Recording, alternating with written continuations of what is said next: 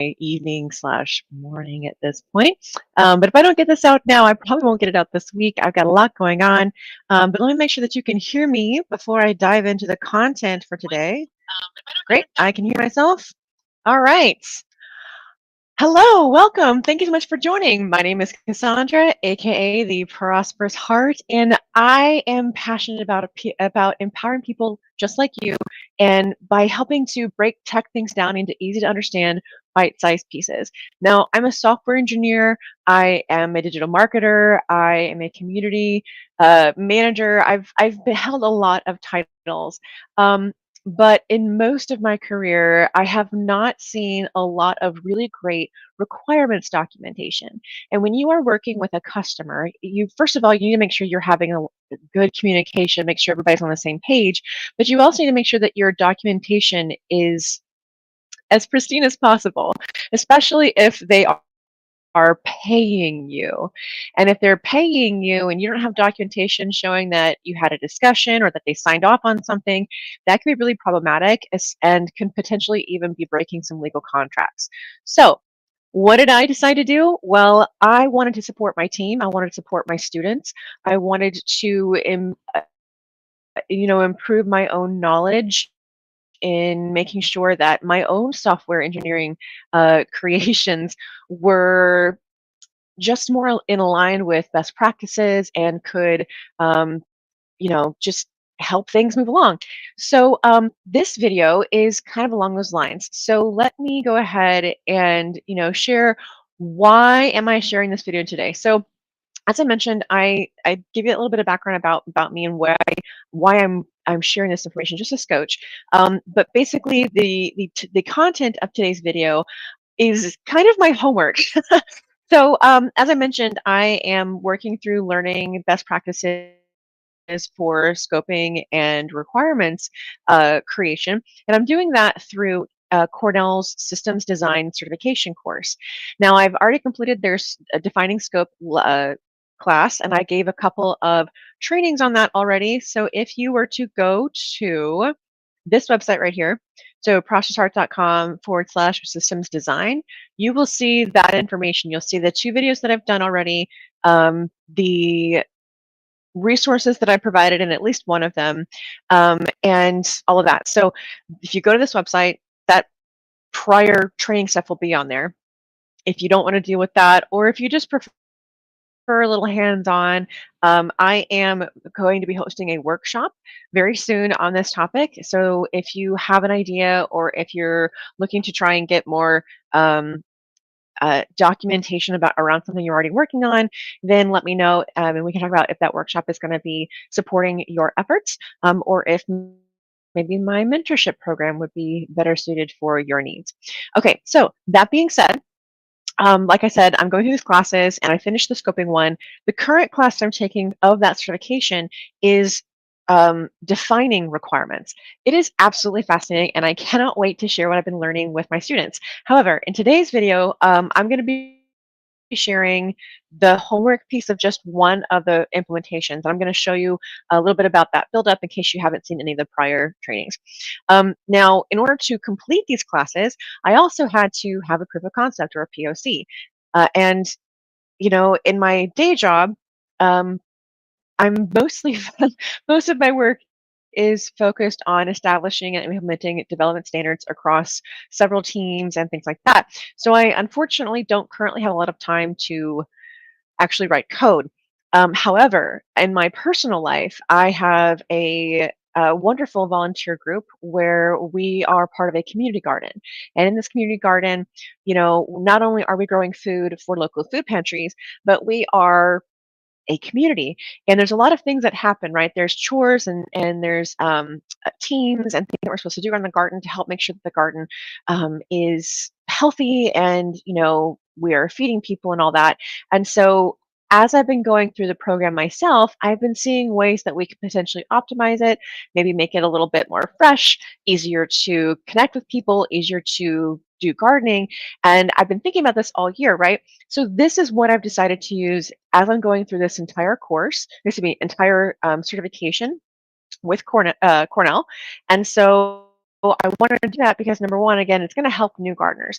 The intention behind it is to make it super easy for you to figure out what you're going to grow in this season in your USDA zone. I'm not sure what it's like outside of the US, so this is probably more of a US type of thing, but maybe not. I don't know. We'll see if I can make some conversions for those not in the US. But for now, it's focused on those who understand and utilize USDA zones, new gardeners, and as I mentioned before, I have a business where I teach people what I know so that they can kind of build the bridge and kind of get to where they want to go faster. So Benjamin Franklin once said, supposedly, "Tell me and I forget. Teach me and I remember. Involve me and I learn." So that is why as I'm learning this stuff, I am building out workshop exercises to teach my students. So again, if you're interested in participating in that workshop, learning a little bit about workshop facilitation along the way, and also getting some templates for this, because it can take a lot of time to try and figure out what that looks like. So you'll be getting templates as well. So workshop is coming up, so let me know if you're interested. And another quote that might be of interest is from Robert Heinlein. Heinlein? Heinlein. Anyway, it's basically when one teaches to learn, and I've found that to be true. So when I'm doing videos like this with you, I might be going through stuff, and my mind is processing this as I'm teaching it. And what I found by doing that by teaching is that not only am I solidifying what I've learned, I have the opportunity to optimize and make things better and make more improvements. So I really do enjoy teaching, and I love being able to empower people for greater success. And so I look forward to those who might be interested in joining the workshop. Maybe it's you. So with that, like I said, I wanted to share with you a little bit about what I'm going to be doing with my program and that workshop. So that's what is for today. And so now I am going to share my screen. Oh, this is the screen I need. I'm going to share my screen. Perfect. Okay. So, what you see here, this is on a Miro board, and if you have never heard of Miro, I highly suggest that you check out this. Oh no, it's not there. Well, basically, instead of oh, instead of systems dash design, if you just do Miro, Miro, that will take you to some training and templates and other stuff to support you on the efforts of learning this amazing tool right here. So what you see right here, this is my um, outline to kind of walk you through what we're going to be talking about in a moment. So I've already covered why here, why this, why are we talking about this. So I'm going to show you a couple things that you may not have seen yet if you haven't seen the previous video. I'm going to show you a context diagram that is directly related to what I'm sharing with you today. It is something related to my general system user module, I guess you could call it. And then I'm going to show you the plant search, both the use case behavior diagram and the SysML version of that.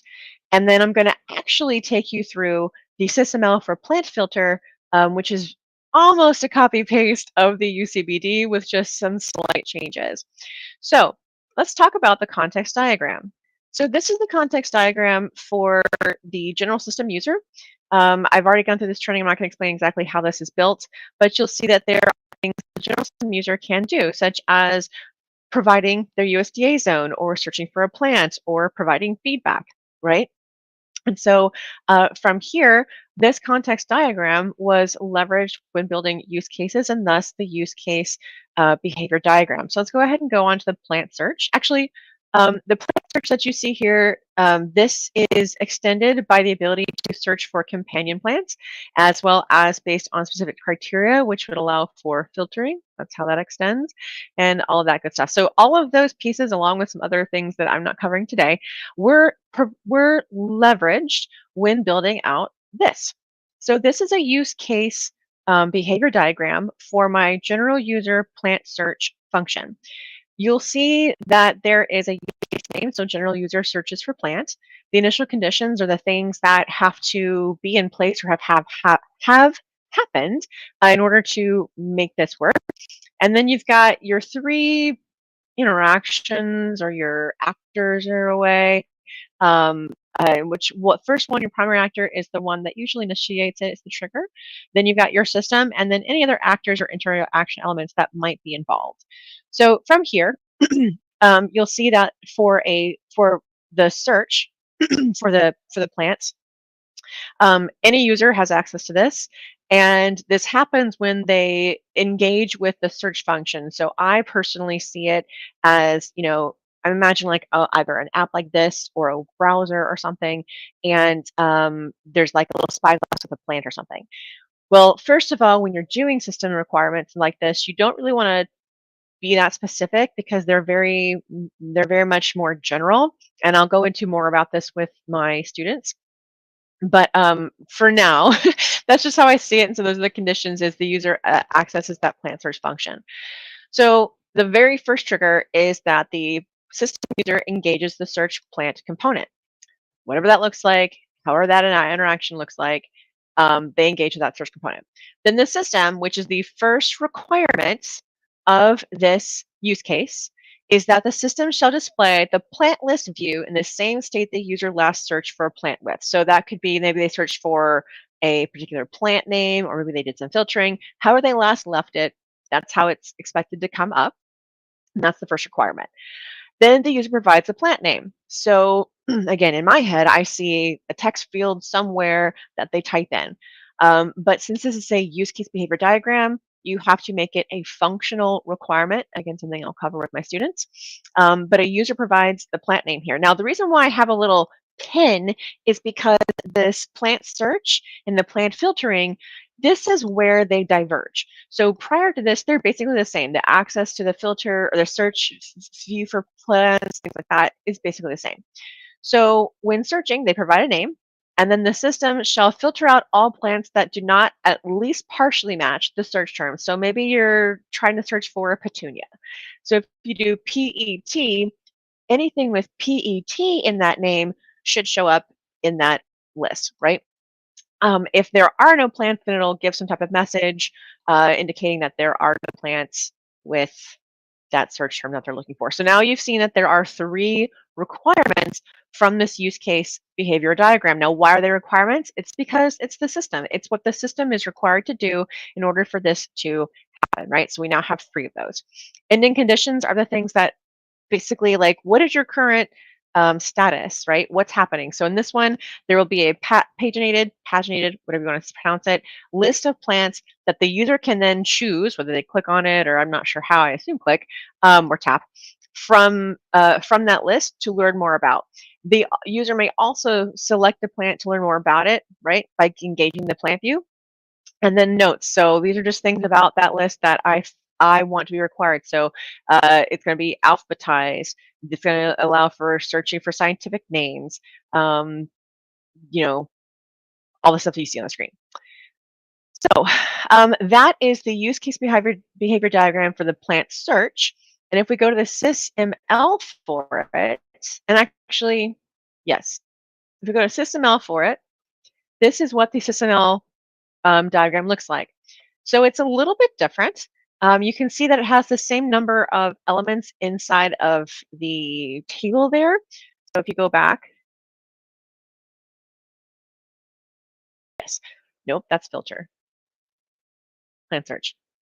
So if you go back, you see that there's one in the primary and the system user, primary action, one system, one actor, 2 system. And when you go to the plant search for that, you'll see the same thing. Now, again, as you saw with that 1, 2, 3, because those are the system requirements, you'll see that they have an arrow over here going to the actual requirement, and then the text that is related to it, and then the ID, which again, I'll cover how the ID is done inside the workshop. I'll cover how the constant is determined and other things about how to go about this. So two of the major things that are different about this is that the first one has precondition. It's a little bit different, but it's more of a it's less of a functional requirement and more of a structural requirement. So any user accesses the plant search component. That's the precondition. And then you see that we have these beginning and end nodes, and it just traverses throughout this process. So user accesses plant search view, system shows list of plants, user provides plant name, It filters, blah, blah, blah, if none, returns alert. So these are going to be part of your requirements table. And, um, again, you've got your post conditions and notes, which are basically the same to some degree. This one only has more because as I was doing this, I felt there were more notes to be added. So I actually need to go back and update that other one. So this is the SysML diagram for plant search. So let's talk about the filtering one. So the use case behavioral diagram is very similar to the other one. So again, we've got, if we went back to the use case behavior, UCBD for plant search, we have, up to that point where the pen is, user provides plant name, system shall filter out all plants that do not partially match the search term, and if no plants, then it provides a note. Whereas the filtering is user chooses the filter option to display certain crops or plants. System shall show all plants that match one or more of those criteria. So that is requirement number 4, because we had 3 in the first one. User checks box to confirm they only want to see plants that match all filter conditions, and therefore it only shows those that match conditions. Number 5. And then if of course, if no plants of database matching filter, then blah, blah, blah. This is actually not a new requirement.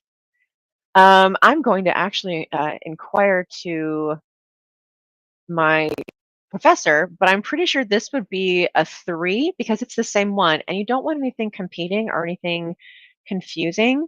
So I'm actually going to say that that is probably what that's supposed to be. I'm going to put that there, and I'm going to leave myself a little comment to talk to my professor tomorrow. Is this a new requirement, or can it keep the same? So remember how I said, when one teaches to learn, here's a learning lesson for myself. All right. So there's 2 new requirements from here. And again, the ending conditions and the notes are just a little bit different. Most of them are basically the same. So now we have our general user plant filter UBCD. Now let's talk about the plant filter SysML. So this is basically right now an exact duplicate of the other one, right? Boom. But we know from the UCBD that there are at least 1, 2, 3, 4, 5 different options, right? Because the first one is the same, number 1 is the same. So these can be kept, the or one, but we know that these are going to be different, and this is going to be different. So to make things easy for myself, I'm just going to go ahead and make these some question marks. Actually, no. This is probably partially still accurate, so I'm just going to do some question marks right there. And it looks like I'm probably going to make this a little bit bigger. So I'm going to go ahead and start that process. Bring these down a scotch. Oh no. There we go. So I'm making this bigger because I know that there are a few different ones in here. This probably is way too much space, but I'm not going to optimize that right now. And we're going to drag that down. I am, however, going to make that smaller and bring that out a little bit more. Okay. So let's go back to this. Okay. So instead of doing this and going back and forth, I'm just going to take a screenshot of just this piece. In fact, even less. I'm going to take this back on over to the SysML. Okay.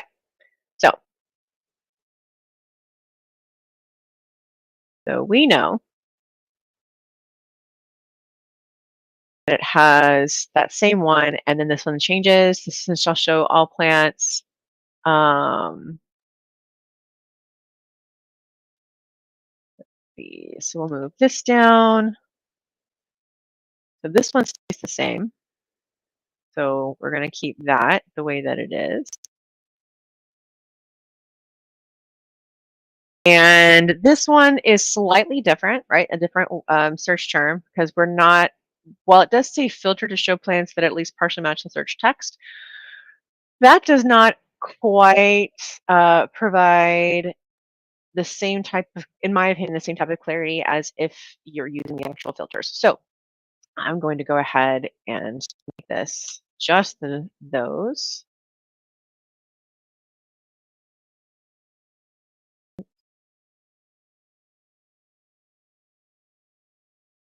I know that this is going to be a 4. This is still TBD.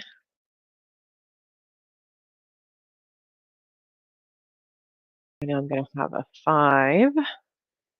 Let me go ahead and move these down.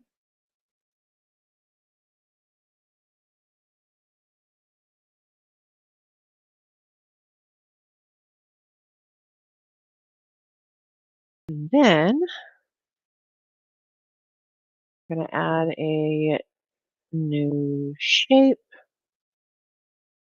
Oh, no, don't like that. Okay.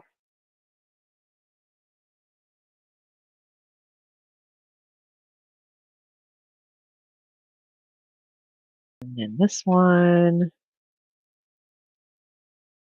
So right now, as I'm sure you can figure out, I am currently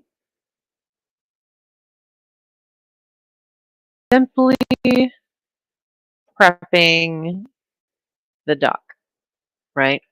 So I'm making sure that everything else is makes sense before adding in the rest. So 1 and 3 are still the same, and then 4 and 5 are new.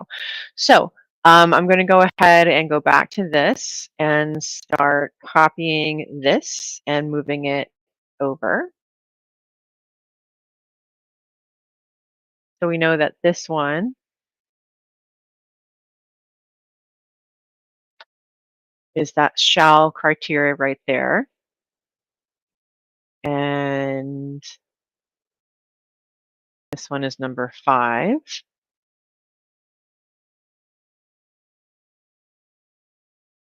Okay. So now um,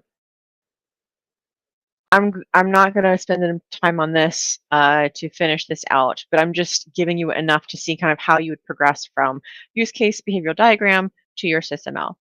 So now that you have those requirements in place, you know their number, you would eventually fill out their abstract name and anything else that might be necessary. And then, of course, making the structural or at least a higher level view of those exact same things over here. So system shows list of plants. The actual requirement is the system shall display the plant list view with max visible plants num showing in the same state the user last searched for a plant.